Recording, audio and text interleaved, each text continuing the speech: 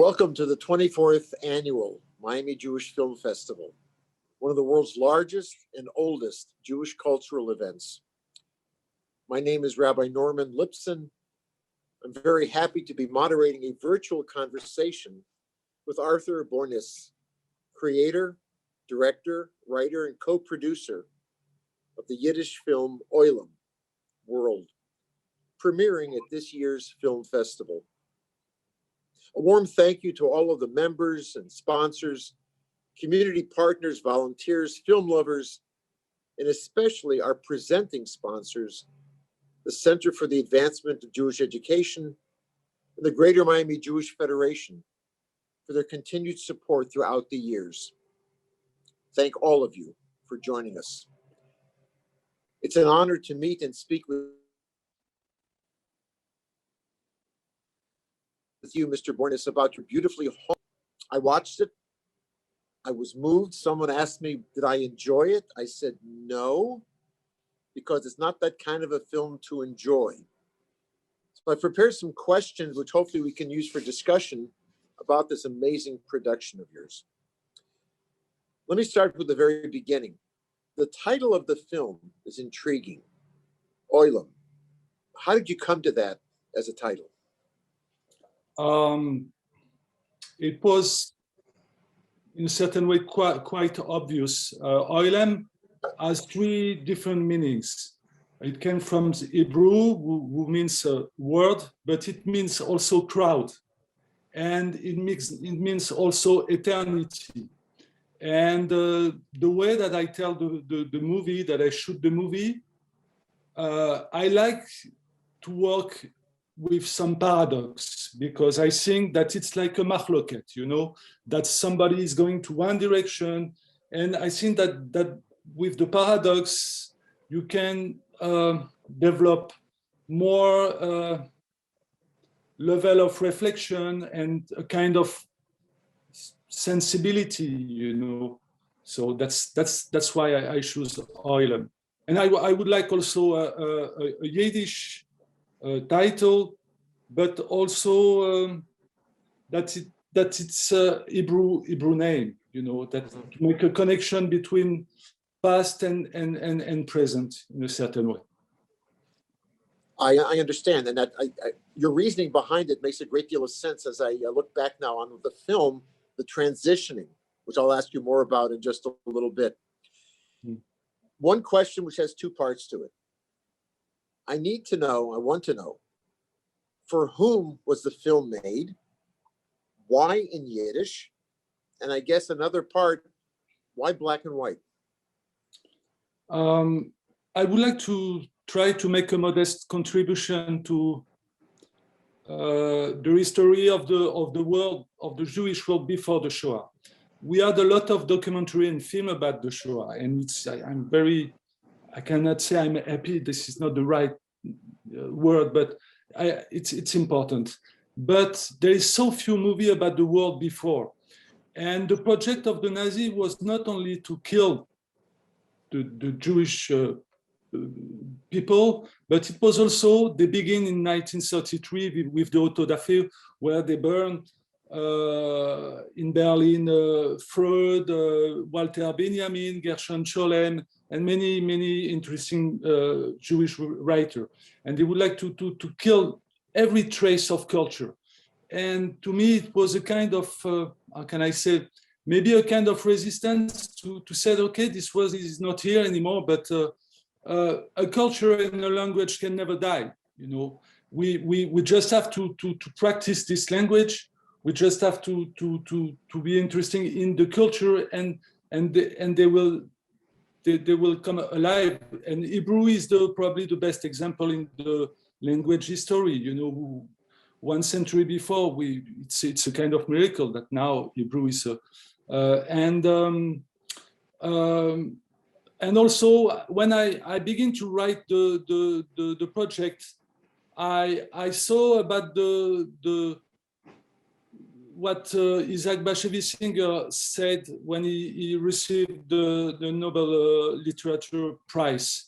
He said that Yiddish is the language of the ghost, And I said, yeah, for sure. I'm going in the Yiddish land. It's a kind of strong impression when you are going there, because I can feel in a certain way kind of presence, and so to me it was obvious, and I would like also to spread my love and my passion for this language. I'm not a great Yiddisher, I learned since only 3 years, but I hope that in few years I will be to a good level. That's good. So is that why it was filmed in black and white? Black and white, it's I would like to bring the audience in a mood close to reverie, close to a territory between reality and dream, And I think that black and white in all the collective inconscient is reveal nostalgia, souvenir, and also maybe dreams. So it will be easier, in a certain way to bring this. And also I would like to, the color is more, to me, focus on reality in a certain way. And I do not believe in reality for the cinema. I think that even in documentary, when you choose one angle of the camera or one subject to shoot, you decide, you choose one side of the reality. So this is your reality. This is not the reality. So it's to me, it's this is the reason why also I shoot with a lot of traveling shots, very long traveling shots, and black and white to me makes sense in the way that I want to try to bring the audience in a certain mood, during and to bring them to try to live an experience. When you said that, I was thinking my first time in Poland, I was shocked to see color. I didn't expect to see colors. I always viewed it as a black and white. And it was very jarring to see the color. So it was perfect, the use of black and white, and that really emphasized what we have in our own minds and our own memories as well. So you filmed it in Poland, you filmed in Ukraine in different areas. And my question is, what was the reaction, or what were the reactions of the residents in those communities when they found out what you were filming, why you were filming? And let me ask you this, did they know why you were there? Did you tell them? I will tell you 2 or 3 little stories that happens to me with the local population. Frankly, I was not, before arriving, the first shooting was no problem. I went in Lithuania for 2 weeks. My guide was a guy who made the army in Israel, so we talked a little bit Hebrew together, and I felt very comfortable. It was minus 20 degrees, so nobody in the street, and it was safe and cool. But because of all the story that I heard, because of this very terrible story, I don't want to say paranoid, but a little bit, on the reserve. And the first day before the shooting in the Ukraine, I went on a flea market, and I saw something that was totally crazy to me. I saw huge paints with Hasidim, with golden coins, with a kind of anti-Semitic caricature, And I said, no, that's not possible, And I talked to my guide. I said that it's amazing, And my guide said that Christian people think that they want to have something Jew in their home because to have something Jew in their home bring them prosperity. And I said, wow, I will begin to shoot in this country, so I will not say to everybody what I'm shooting about, because maybe and when I went in Poland, my guide learned me something. He had PhD about Jewish history and so on. And he told me that during the 19th century, few Christian people, of course, going in the cemetery to take bones, Jewish bones, in the graves, to bring them home for prosperity and also maybe, a kind of black magic or. And so the community put a shamash, a gatekeeper at the entrance of every cemetery. So I was a little bit, not very, this is a small world, this wasn't, and so it was the dark side, but I think that reality is much more complicated than this, because when I went in Poland, I saw a huge graffiti on the wall, and I asked my God, what is it? And the graffiti said, we miss you Jews, please come back. I said, wow, it's crazy. It was maybe, I don't know, 10 meters long, And when I turned my back, I saw another graffiti on a little wall with a swastika Nazi, And I think that the situation is not black or white. You have, it's complicated, It's not so simple. I also I shoot in a shul, and I'm in a little in Poland, in a very little village, a very little shtetl, and the guy who restored the shul was Christian. He make it just because for a kind of duty, because he grew up in this village and this shul was part of the history of this village. And frankly, I thought, because I was a little méfiant, I said, maybe you want some money from the Jews, to restore it and so on. And frankly, I think it was really, really honest. So it's a paradox, It's still the problem is not self, but as a French people, I can say you that there is much more anti-Semitism in France than is in this country, because there is Jews who are killed in France nowadays.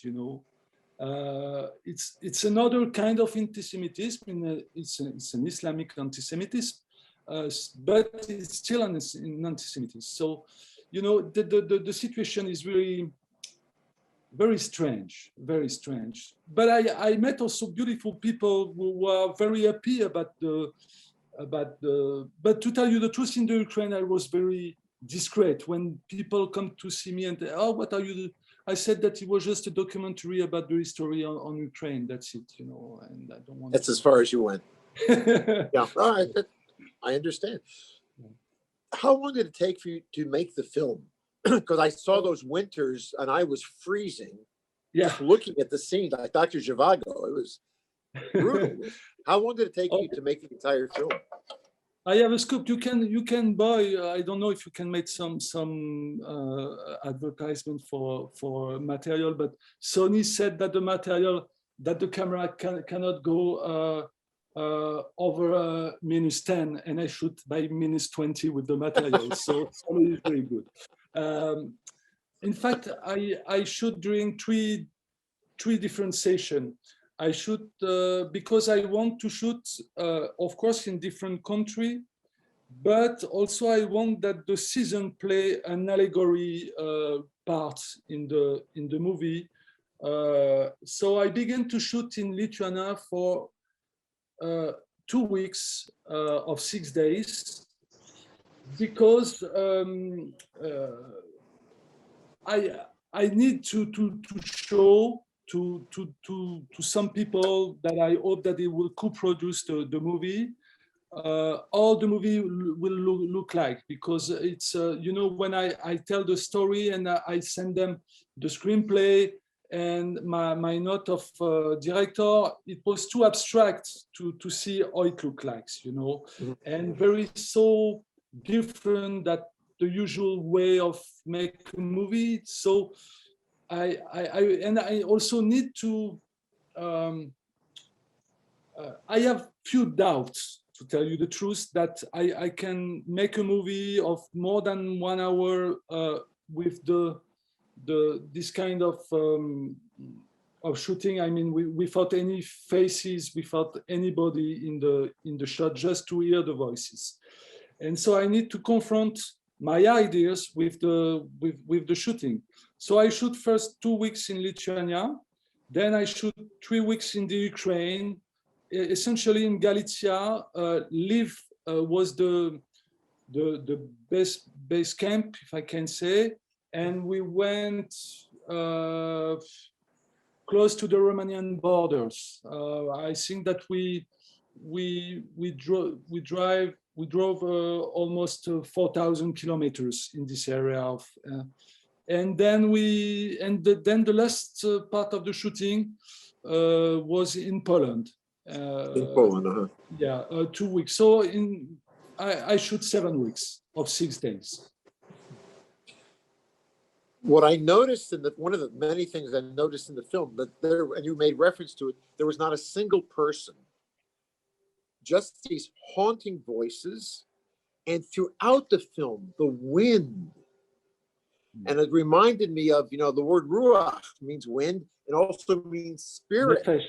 But here I have the spirits of the voices and the wind. It was just an eerie, for want of a better word, an eerie experience. Why didn't you have any people in it?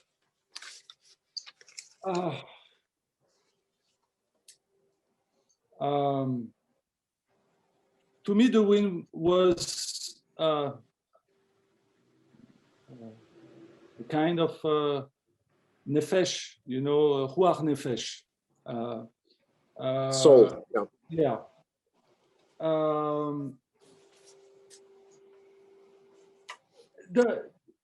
The idea came very fast and it was obvious in a certain way. I said, I asked to myself, how can I show a vanished world? I said, okay, I will show space without any people because they are not here anymore. So, okay, you have this, but after, what do you do with this? And so I try to work like in a certain way, with like a midrash. I mean, with different allegory, and try to quit, not to stay in the pshat in the literal sense, then I think that this way of shooting without any faces opened me the gate to try to go in a hidden area, and also I had a master. My director of Jewish school was Emmanuel Levinas. He's a very great philosopher, and I continued to study his philosophy. And one of his concepts is the presence of the face as the place of the alterity and also of the vulnerability, and to show this different place without any faces makes sense to me because during the Shoah the world lost its humanity, and no humanity, no face, no alterity, no ethic, nothing.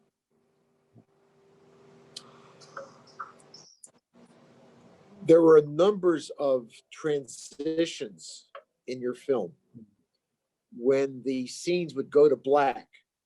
And I was wondering sometimes, is it over? Did the video stop? Something happened, And I waited. As an American, I like things to go quickly. 1, 2, 3, 4, 5. And I found that the film was forcing me, to slow up, to breathe, to just wait. And I thought of what Arthur Rubinstein, the pianist, once said, that about great music, it's not the notes, it's the pauses, to know when to pause to play. Your transitions were seamless, from country to building to farmstead, etc. And I noticed that so many of the buildings were seeming to be at least post-Holocaust, post-Shoah. And yet the photographs reminded me of the collection of Roman Vishniak, the photographs taken of Jewish communities in the 20s and the 30s before the Shoah. Were you influenced at all by any of those styles of collections, the photographs?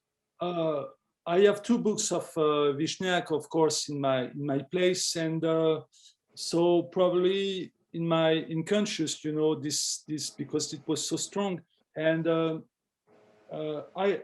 but before, maybe also because before to make this film, I had a project of a more classical documentary series about the life of the Yiddishland. And the pics of Vishniak was very important because I want to shoot exactly with exactly the same angle of the camera, where it took and tried to make a connection between past and present, you know, presence and absence.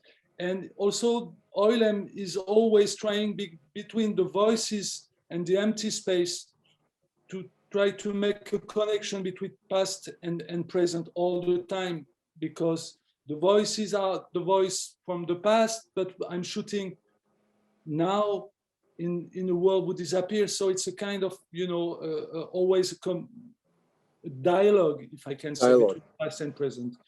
And I think that one of the probably the main characteristic of cinema is compared to the other form of art is that the way that we can manipulate the time, the contraction of the time.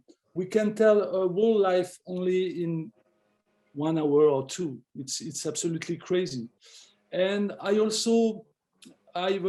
try to have a lot of respect for the audience, that I think that I don't want to impose my point of view, but I want to try to open that they become their own creator of meanings, of sense, not to impose my point of view, but to give them few elements that they can, and also time to understand, to think about what they see, you know, trying to understand and to watch sometimes in the frame that there is some allegory, or to hear the sounds, to hear the dialogue. I mean, it's also nowadays, I think that we are living in strange days because images are absolutely everywhere. I think in a certain way, we are living in I can say so, a kind of avodah period, because you know, and when an image is is no more than itself, I think that there is no more image. I think that you should have always something behind the image, and I think that. That's my way of thinking the cinema. This is also the cinema that I like. You know, I like the cinema from the East Country, like Tarkovsky, like Miklos Jankso in Hungary. But you know, I also love John Ford movie. You know, John Ford to me is one of the masters, definitely. You know, he makes so many masterpieces. It's crazy. You know, with so. It's cinema is an experience of time, and I need to give time to the audience to understand to what I try to spread with them. I understand. Would you say that this film is a love song? Is it a lament? Is it a dirge? In essence, is it Kaddish? To me, it's few things, but first of all, I can say it's a kind of score, obviously. But there is, during the writing of the screenplay, I read few words of Franz Kafka. When he talked about art, he said that art is like a prayer, a hand stretched out in the darkness, which wants to grasp a shower of grace in order to transform itself into a hand that gives. If I can just try to arrive to 1% of what Kafka said about art with this film, I will be very happy. And to me, one of the main, probably the main, to me is a Tikkun Olam, this film. And I also try to, through the allegory, using a lot of Kabbalah concept. For example, I opened the film and I finished the film with two concepts of Isaac Luria. Shvirat Kelim, the broken vases at the very beginning in the shul, and the last shots, I don't want to spoil the end, but you know, right. with the paper, to me is the klipot, is the neshamot who are going to join the Ein Sof.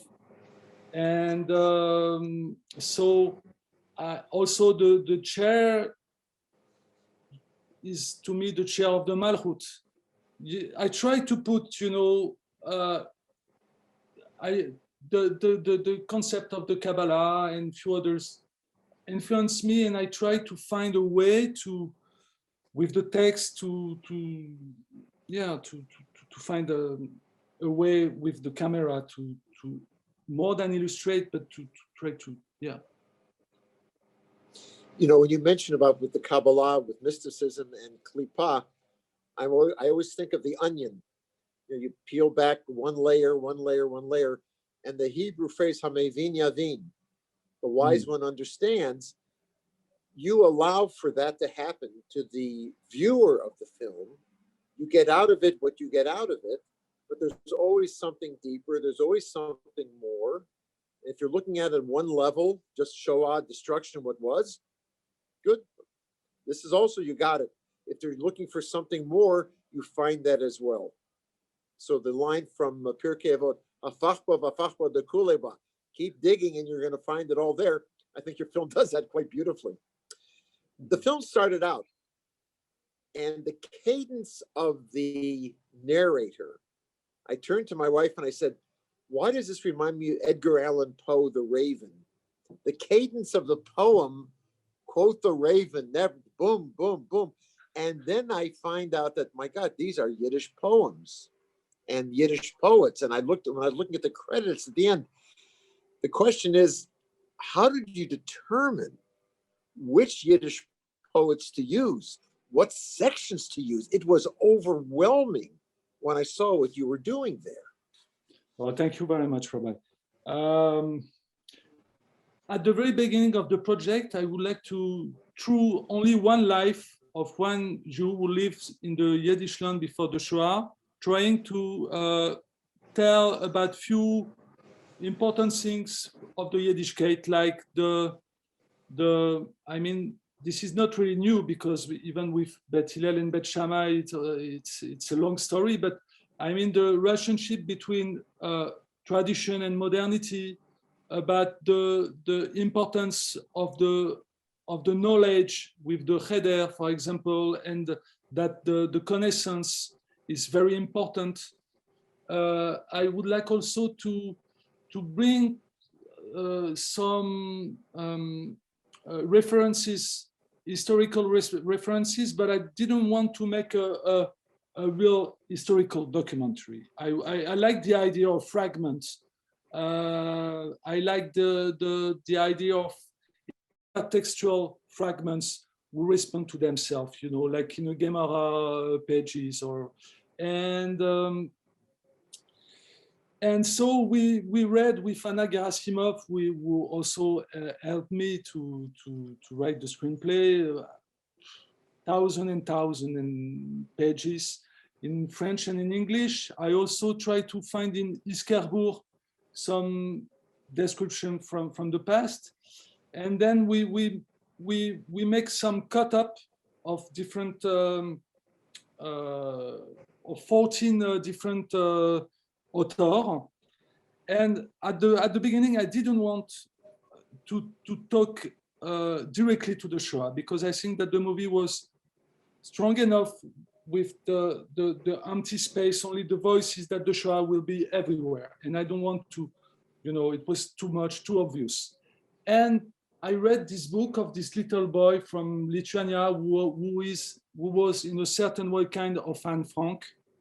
It's Rudachevsky, and it was, I said, I have, it was obvious. I have to I cannot tell this story without talking to the Shoah and more directly. And the text of this little boy is so crazy, and it was important because he was full of hope, very full of hope. In the worst days, he think about the sun, he think about to go to school, to learn about the future. And it was to me a great, I think that hope is maybe one of the characteristics of the Jewish people. It's hope in Olam Haba, hope in Mashiach, hope in a better life, hope. And so after to have all these texts, we try to tell the story of only one guy, one man, who discovered also the socialist idea like a new Messi, mm-hmm. and until he died, and then the story of the little boy, like maybe a Gilgul of this old man, or maybe just like this little boy is somebody from the family. Everybody is free to interpret as he wants, So it's. I looked at, it's funny. I read at the end that it's different individuals, and I looked at the film when I watched it. I thought, oh my God, I know members of my family who were very frum in Poland, became very pink to red until they came to America. Yeah. And I mean, this is like my great uncle Max's story. And here are different people, but this is the transition. That's why so many of us reflect in this film, see our own family reflections in what you've done, the way they've journeyed through. Books play an important role in this film. The Sfarim that were on the shelves, unbelievable. The stories they must tell. The paper, the pages. And when I noticed the books, then the pages floating in the river. And at the very end of this, not to tell an end, but everybody will have already seen the film, the pages swirling up into the sky. And I thought of the Talmudic story of Hananiah ben Tradion, who was wrapped in a Torah scroll by the Romans to be tortured to death. And his students asked him, Rabbi, what do you see? And he said, the parchment is burning, but the letters are flying up toward heaven. And I thought of that Talmudic story with that image of those pages. So I'm asking you, had you thought of that imagery? Is this a note of despair, of loss? Or as you said just a moment ago, is this a note of hope that the pages and the paper and the words continue? To me, it was definitely a message of hope. First of all, I would like to say thank you for this Talmud story that I didn't know, this story Talmud. So thank you, Rabbi. The last text came from Lebush Peretz, who is one of the three masters of the Yiddish classic literature. And the text is called, the translation of the text is Metamorphose of a Melody, but the word in Yiddish is Gilgul. And Gilgul means reincarnation, metempsychos, resurrection. And that means that with Gilgul, death is only a transitory space. There is no final death, And the last word of the movie who came from the text of Peretz are very, I think, very our message of hope, you know, definitely hope. But it's a hope, as always. I think it's also something very, to me, the Yiddishkeit, and also in the Yiddish world, you know, it's not only Yiddishkeit. I think that unhappiness cannot be and total, you know, there's always something wrong. Always. That's why during the Chasene, you know, you have the glass that you, of course, and there is different, but there's always something missing, you know, something wrong. And even if you have hope, you are in between hope and not despair, but you know, we never knows. We never Enjoy knows. it while you can. Enjoy life while you can, huh? Yeah. You never know what's going to happen. How do you hope Yeah. the film will be shown? What type of a market do you aim at? And also, my last question on that is, will copies of the text be available? Copies of the poems? If people want to use this as a study guide to go from this film to something else, do you have anything planned for that?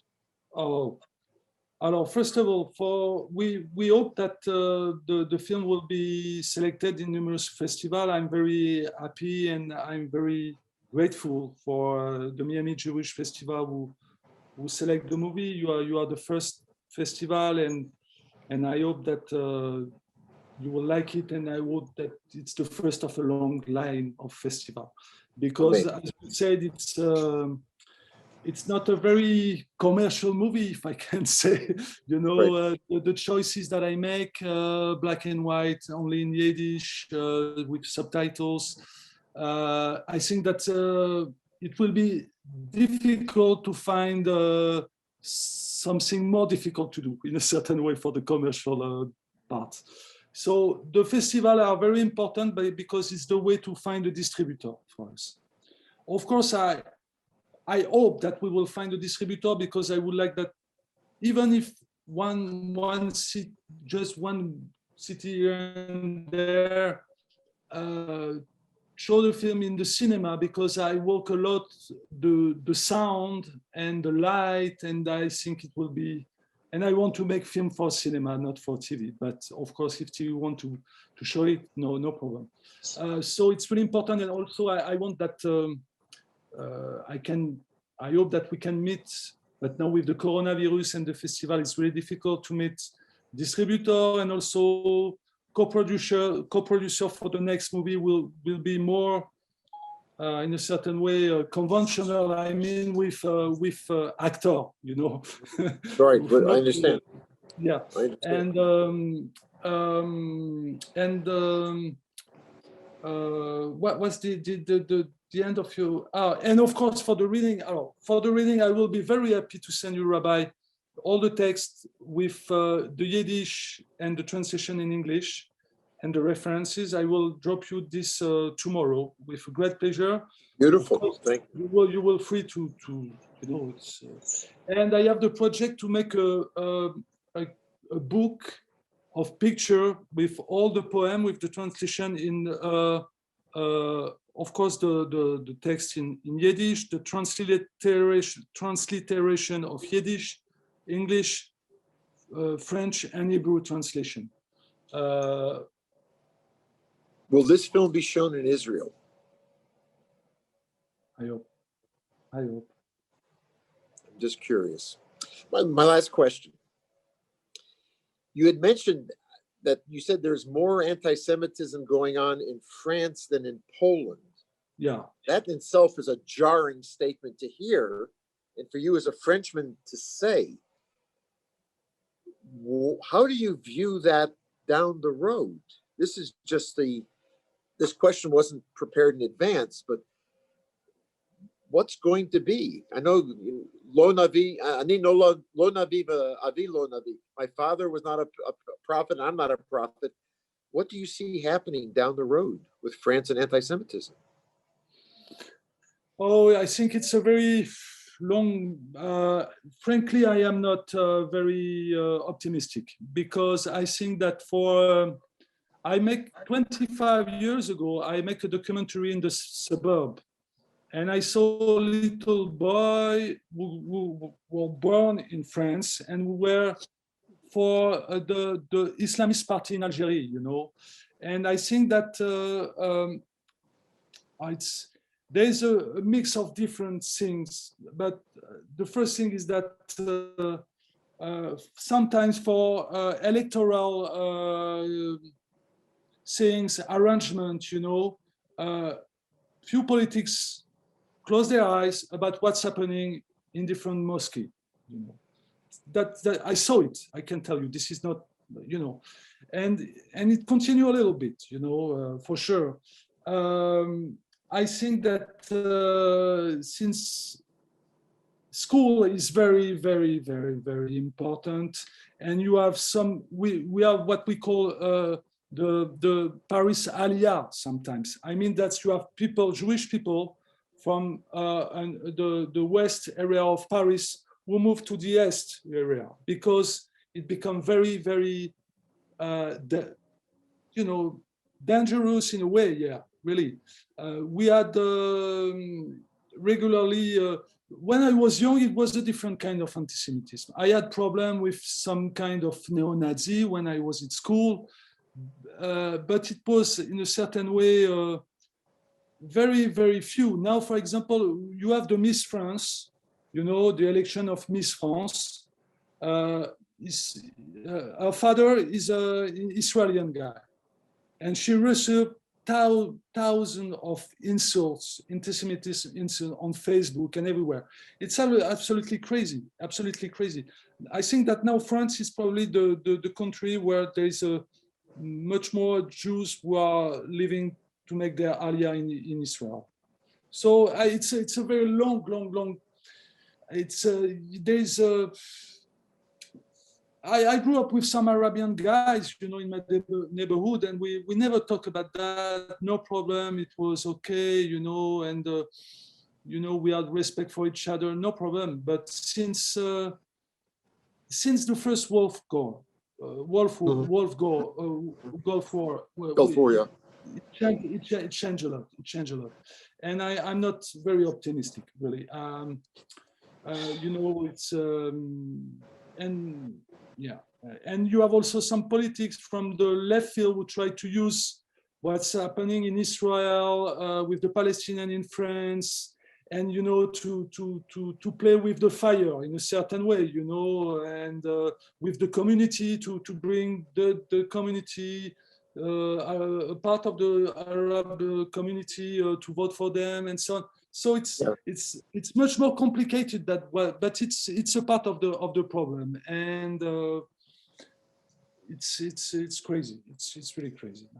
The Jewish tradition is always to end on a nechemta, a note of hope, some consolation, and I look forward, I hope, to see your next film, not just with people, but something on a positive note, something that is not a memory of the past, but something dreaming toward a future that's filled with joy and beauty and the same tenderness that you showed in this film, that you'll be able to show into the next one.